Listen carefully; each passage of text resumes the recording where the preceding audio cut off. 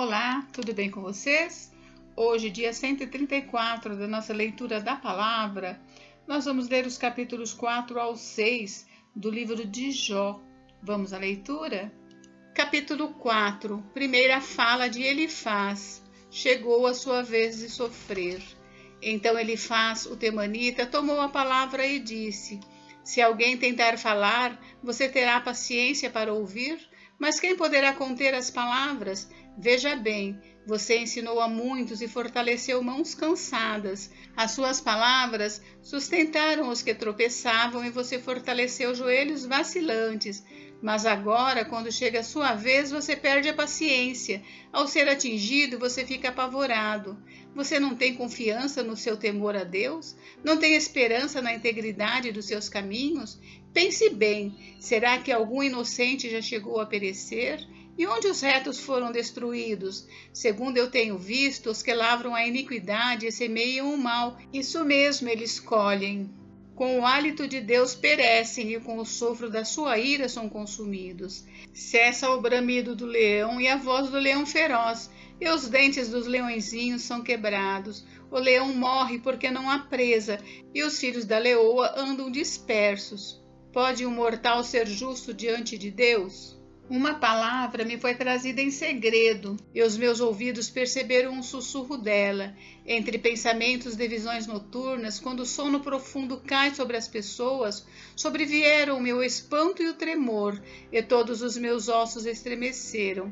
Então, um espírito passou por diante de mim, e se arrepiaram os cabelos do meu corpo. Ele parou, mas não reconhecia sua aparência. Um vulto estava diante dos meus olhos. Houve silêncio e ouvi uma voz.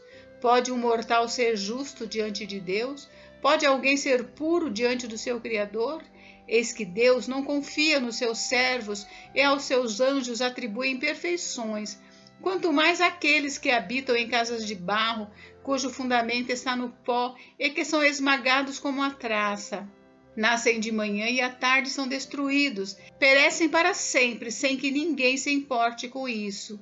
Se o fio da vida lhes é cortado, morrem e não alcançam a sabedoria. Capítulo 5. O ser humano nasce para o sofrimento. Grite agora para ver se há quem responda, e para qual dos santos anjos você se voltará? Porque a ira mata o insensato e a inveja destrói o tolo. Eu mesmo vi o insensato lançar raízes, mas logo declarei maldita a sua habitação. Os filhos dele estão longe do socorro, são oprimidos nos tribunais e não há quem os livre. A sua colheita o faminto a devora, arrebatando até o que se encontra no meio de espinhos, e o sedento suga os seus bens.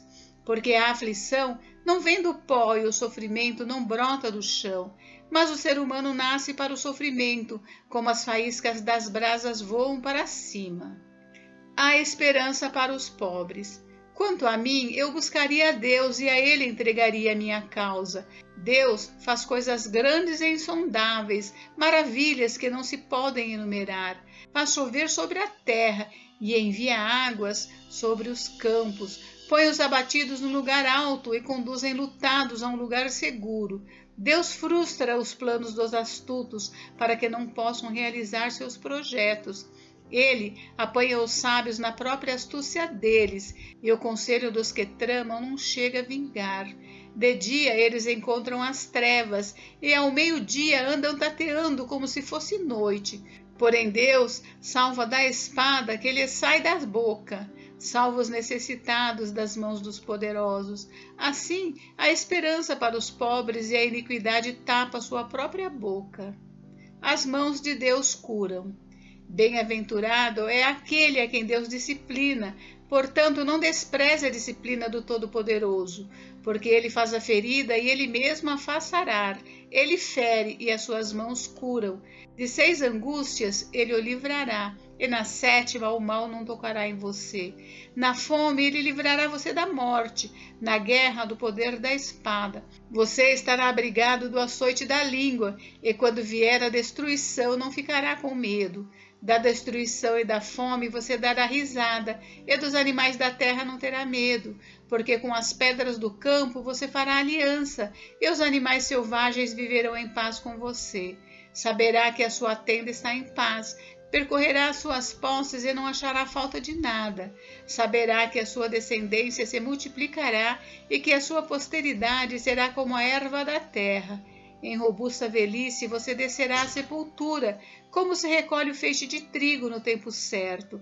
Veja bem, isto é o que investigamos, e assim é. Ouça e medite nisso para o seu bem. Capítulo 6. Resposta de Jó. Por que prolongar a vida se o fim é certo? Então Jó respondeu: se a minha queixa de fato pudesse ser pesada, e contra ela numa balança se pusesse a minha miséria, esta, na verdade, pesaria mais que a areia dos mares. Por isso é que as minhas palavras foram precipitadas, porque as flechas do Todo-Poderoso estão cravadas em mim, e o meu espírito sorve o veneno delas. Os terrores de Deus se armam contra mim. Será que o jumento selvagem zurra quando está junto à relva? Ou será que o boi berra junto ao seu pasto? Pode-se comer sem sal o que é insípido? Ou haverá sabor na clara do ovo? Aquilo que a minha alma recusava tocar, isso é agora a minha comida repugnante. Quem dera se cumprisse o meu pedido e que Deus me concedesse o que desejo. Que fosse do agrado de Deus esmagar-me, que soltasse a sua mão e acabasse comigo. Isso ainda seria a minha consolação, e eu saltaria de contente na minha dor, que é implacável. Porque não tenho negado as palavras do santo? Por que esperar se já não tenho forças? Por que prolongar a vida se o meu fim é certo? Por acaso a minha força é a força da pedra? Ou é de bronze a minha carne? Não encontro socorro em mim mesmo. Foram afastados de mim os meus recursos. Meus amigos me enganaram.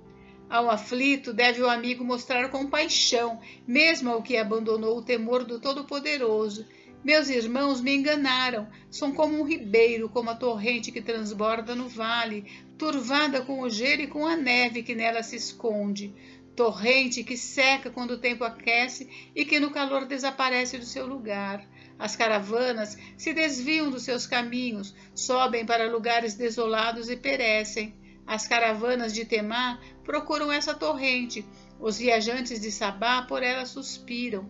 Ficam envergonhados por terem confiado. Quando chegam ali, ficam decepcionados. Assim também vocês não me ajudaram em nada. Veem os meus males e ficam com medo. Por acaso pedi que me dessem recompensa, ou que da riqueza de vocês me trouxessem algum presente? Será que pedi que me livrassem do poder do opressor, ou que me resgatassem das mãos dos tiranos? Vejam que não estou mentindo. Ensinem-me e eu me calarei. Mostrem-me em que tenho errado. Como são persuasivas as palavras retas. Mas o que é que a repreensão de vocês repreende? Por acaso vocês pensam em reprovar as minhas palavras, ditas por um desesperado ao vento? Até sobre um órfão vocês lançariam sortes e seriam capazes de vender um amigo.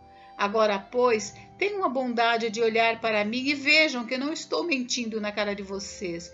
Por favor, mudem de parecer e que não haja injustiça. Mudem de parecer e a justiça da minha causa triunfará. Há iniquidade em meus lábios? Será que a minha boca não consegue discernir coisas perniciosas? Gente, encerramos por hoje, mas amanhã tem mais. Fiquem com Deus. Deus abençoe vocês. Até amanhã.